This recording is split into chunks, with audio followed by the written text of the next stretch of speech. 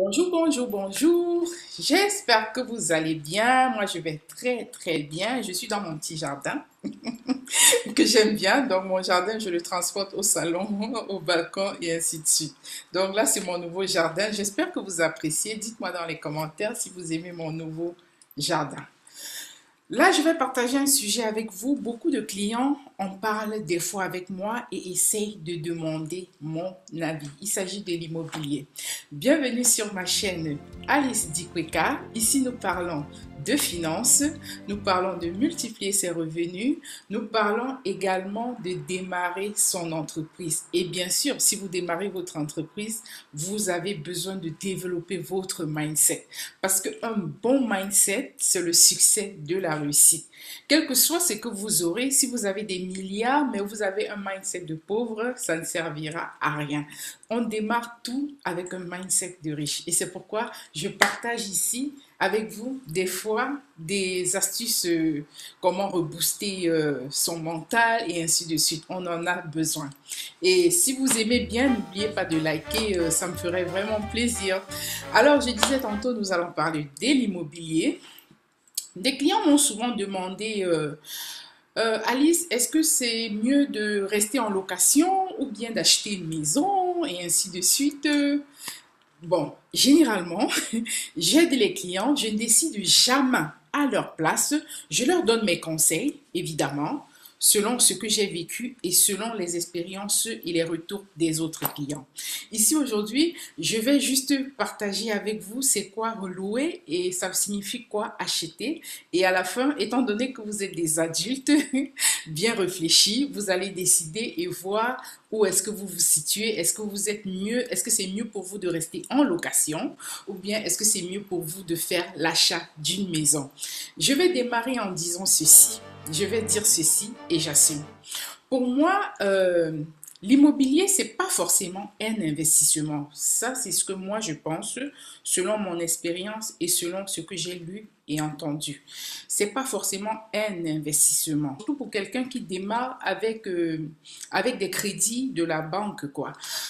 L'immobilier, pour moi, c'est plus un patrimoine. Lorsqu'on achète une maison, c'est comme un patrimoine qu'on veut laisser à des descendants après nous. Ça devient investissement. Si je donne un exemple, hein, si vous avez comme investi 10 000 $ et après toutes les années, ça produit au moins 5% de ce que vous avez déposé. Après que vous ayez géré les travaux, après que vous ayez géré comment on appelle, les arriérés de loyer, après que vous ayez géré votre mental, parce que des fois avec les locataires, c'est pas évident. Mais il y en a qui peuvent avoir de la chance et ça donne quelque chose. Donc, vous allez voir sur le net aujourd'hui, les gars vous disent, ouais, j'ai investi dans l'immobilier et ainsi de suite. Mais pour moi, je pense que l'immobilier, c'est plus quelque chose comme un patrimoine, sauf si vous avez vraiment eu de la chance et vous avez trouvé quelque chose à prix cassé et vous êtes un grand travailleur, vous avez rénové et peut-être revendu. En tant que conseillère en sécurité financière, je vois plus l'investissement lorsque je dépose peut-être mes 200 $ dans un compte. Comme moi, je fais avec les clients, ils déposent ça dans des assurances vie permanentes et ça génère des revenus. Pour moi, c'est ça un investissement parce que du coup, le client n'a pas besoin de se casser la tête, de faire ci pour que l'argent produise, quoi. Donc, l'argent produit tranquillement pendant que le client gère sa vie ailleurs. Contrairement à celui qui a acheté l'immobilier, donc lorsque le locataire déménage, il faut qu'il appelle, il faut qu'il nettoie, il faut qu'il fasse ci, il faut qu'il fasse ça. Mais après, ça dépend de tout un chacun. Donc voilà, je vais démarrer. Lorsque vous louez, pourquoi est-ce que certains décident de rester en location? Vous arrivez dans une ville et vous vous rendez compte que voilà, la location au moins ne me coûte pas tellement cher. Ça, c'est une des raisons. Deuxième raison, je n'ai pas assez de mise de fonds ou du moins, je veux cotiser le maximum de mise de fonds avant de faire l'achat de la maison. Donc, ça sont les deux points. La personne se dit, le loyer ne me coûte pas cher. Parce qu'elle se dit, ok, je prends un exemple là, le loyer peut-être c'est un deux pièces, ça vous coûte comme 1000 $. Et vous vous rendez compte qu'en achetant un deux pièces et en payant l'hypothèque, ça va coûter comme deux fois, voire trois fois plus cher et votre salaire ne vous le permet pas. Donc la troisième chose, ça dépend de vos poches. Vous ne pouvez pas, vous ne pouvez pas chercher à aller sur la Lune alors que vous n'avez pas de fusée. Donc on va dire ça comme ça. Il faut aller à votre rythme. Donc, on n'achète pas la maison parce qu'il faut acheter, on achète parce qu'on a les capacités de le faire. Vous avez les moyens, vous avez un bon salaire et vous vous dites, ok, je veux avoir ma paix d'esprit maintenant, j'achète ma propre maison et puis je suis libre dedans et ainsi de suite. Mais sinon, rester en location, c'est pas une mauvaise chose. Si le loyer, par exemple, est comme la moitié ou le tiers de ce que vous devriez payer en hypothèque. Là, ça vous donne le temps vraiment de vous asseoir en couple, de bien prendre le temps de mettre de l'argent de côté. Et en passant, comme je vous ai dit ici, je parle des investissements. Donc, j'aide également les familles, j'aide les particuliers à mettre l'argent de côté, à investir l'argent dans des fonds ou des véhicules, comme on appelle, afin de pouvoir utiliser ça pour la mise de fonds de leur maison. Mais également, je vous aide avec le prêt hypothécaire. Je ne vous donne pas le prêt hypothécaire, donc je vous amène vers mes collaborateurs et ce sont eux qui étudient vos dossiers et vous disent à la fin si vous êtes qualifié. Et j'apprenais samedi dernier d'une collègue, donc d'une banque qui fait des prêts, qui me disait que si le client vient vers eux directement, il y a certains bonus que le client n'aura pas. Mais en passant par nous, par exemple, les conseillers financiers, donc mes clients qui sont passés par moi, auront comme des bonus de 3000 $. Et là, ça va jusqu'à la fin du mois de décembre, je crois. Mais je pense qu'ils ont de temps en temps des bonus. Donc, n'hésitez pas de me contacter en privé. Et puis, si vous avez besoin d'un prêt hypothécaire, je vous amènerai, donc je vais vous transférer à ces collaborateurs-là. Donc, ce sont des banques. Je travaille avec des banques également, avec des compagnies d'assurance. Bref, tout ce qui fait dans les finances, je travaille avec eux. Et ensuite, quand je vous amène là-bas, parce que vous êtes passé par moi, vous obtenez un bonus. Par contre, si vous y alliez tout seul, vous ouvrez la porte, tac, tac, tac, c'est moi, monsieur tel, vous n'aurez pas droit à ce bonus. Donc, je l'ai appris samedi et ils ont de temps en temps de tels bonus. Ça, c'est pour ceux qui veulent faire l'achat d'une maison. Et alors, quand vous voulez faire l'achat d'une maison, c'est ça, pour le prêt hypothécaire, donc on va analyser votre situation, votre salaire, votre score de crédit et ainsi de suite. Et c'est après cela que la banque pourra vous dire si elle vous accorde le prêt hypothécaire ou pas. Mais quand vous achetez, n'oubliez pas, on vous demande quand même un certain montant pour la mise de fonds. Et si vous n'avez pas assez d'argent pour la mise de fonds, il y a la SCHL, la Société canadienne d'habitation et de logement, je crois comme ça, je vais vous écrire ça en bas, qui également va vous donner, si vous avez déposé comme 5%, elle va vous ajouter les 15% pour que ça donne 20%. Et là, vous devez payer je sais pas, certains frais à cette compagnie-là. Donc ça, c'était une des choses. Lorsque vous voulez faire l'achat d'une maison, vous allez également chercher la maison et ainsi de suite. Donc, avec moi, je peux vous aider à tout faire. Donc, vous donnez un agent immobilier qui va vous chercher la maison. Vous allez aller visiter. Mais pour le prêt, c'est moi qui vous amène vers la banque et on va étudier votre dossier et vous accorder le prêt. Si oui, sinon, on vous dira pourquoi et comment remédier à cela. Donc voilà. Et un des deuxièmes points, lorsque vous achetez la maison, il faut penser à différentes taxes que vous allez payer. Il y a les taxes sur l'habitation, il y a les taxes municipales. Vous allez aussi penser que vous aurez besoin d'argent pour pour payer certains frais d'inspection, payer les frais de notaire et ainsi de suite. Donc, du coup, pour une hypothèque d'une valeur de 275 000 $ au Québec, par exemple, vous allez devoir payer 19 066 $ en total de frais et plus les mises de fonds, ça vous donnera au total 32 186.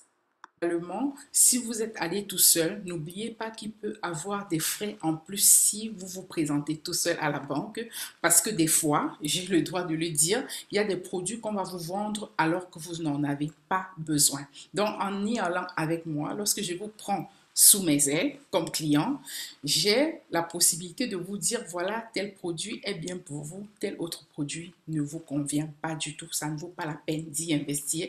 Investissez plutôt cet argent dans quelque chose d'autre. Donc ça, c'est mon but avec mes clients lorsque je les accompagne pour l'achat de leur maison.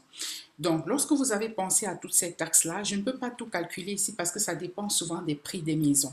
Donc, du coup, c'est lorsqu'on va s'asseoir en privé, n'hésitez pas de me contacter en privé si vous avez des questions. Comme ça, je vais vous répondre par rapport à tout ce qu'il y a à faire. Donc, quand vous avez décidé de tout cela, et je suppose que vous avez déjà pris la décision en famille, donc n'y allez pas tout seul. Si vous avez donc décidé ainsi, donc il y a le prêt, et ensuite vous pensez aux différents frais pour les taxes, ainsi de suite, et tralala.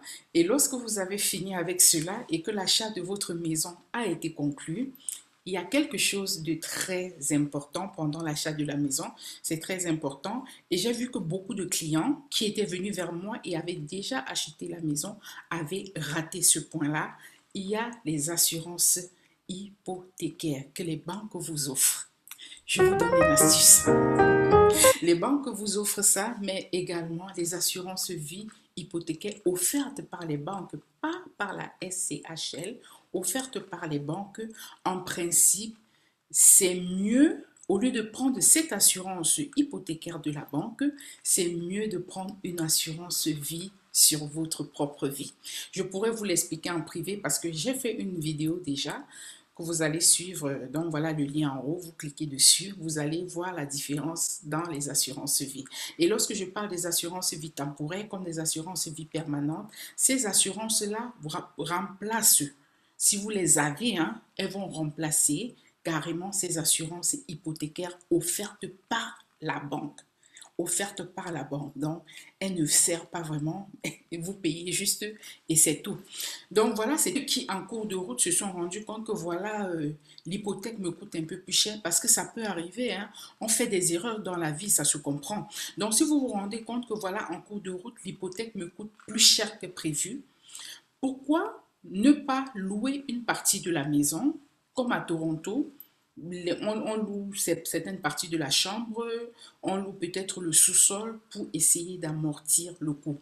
Et puis, je sais, il y en a des clients qui m'ont dit, c'est pas leur truc, ils préfèrent avoir leur maison à eux-mêmes. Mais là, je m'adresse aux clients qui se disent, voilà, l'hypothèque, ça me revient un peu plus cher que prévu. Donc, au lieu d'être dans la panique, vous pouvez comme louer une partie de la maison et cela vous permettra d'amortir les coûts. Ça arrive les erreurs, mais toutefois, si vraiment vous ne pouvez rien faire et que vous avez de sérieux problèmes à ce niveau-là, n'hésitez pas toujours de me contacter. Donc, vous vous dites, voilà, on n'arrive plus à payer l'hypothèque. Je ne dis pas que je vais payer à votre place, mais je vais vous aider au travers des conseils et des astuces. Sur ce, je vous souhaite une très très bonne soirée et si vous venez de faire l'acquisition d'une maison, toutes mes félicitations. Mais également, si vous êtes encore en location, n'hésitez pas, hein, c'est pas la fin du monde. Ça fait aussi plaisir d'être en location et d'avoir une certaine paix d'esprit parce que vous pouvez déménager quand vous voulez, quand vous êtes en location. Vous pouvez trouver un job, je ne sais pas, au Nunavut et puis vous vous dites, bah, je déménage au Nunavut avec la famille parce que là où vous êtes, n'ayant pas acheté de maison, vous n'avez pas d'attache. Donc, c'est en fait ça la différence. L'un comme l'autre a des avantages et des inconvénients. Mais tout dépend de vous. Donc, j'étais juste là pour partager avec vous à peu près les avantages et les inconvénients. Mais sinon, n'hésitez pas de mettre d'autres choses en commentaire. En tant que locataire, qu'est-ce que vous n'aimez pas? Qu'est-ce que vous auriez... Qu'est-ce que vous aimeriez, par exemple, avoir en tant que locataire, juste pour partager, hein, pour que je sache. En tant que conseillère financière, j'ai l'habitude d'écouter les clients, d'écouter les avantages et les inconvénients de telle ou de telle chose. Et pour ceux qui ont déjà pu acquérir une maison, n'hésitez pas de partager vos bonnes comme vos mauvaises expériences. Et je dis toujours, pour les prêts hypothécaires, pour l'achat d'une maison, contactez-moi.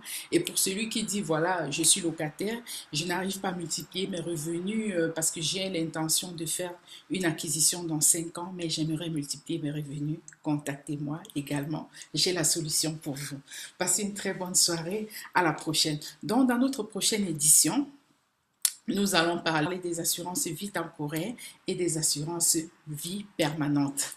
comment est-ce que Disneyland a pu financer son projet de Disneyland que vous voyez aujourd'hui grâce à l'assurance vie permanente. C'est possible de financer ces projets avec les fonds accumulés dans une assurance vie permanente. Passez une très très bonne soirée. À la prochaine. Bye.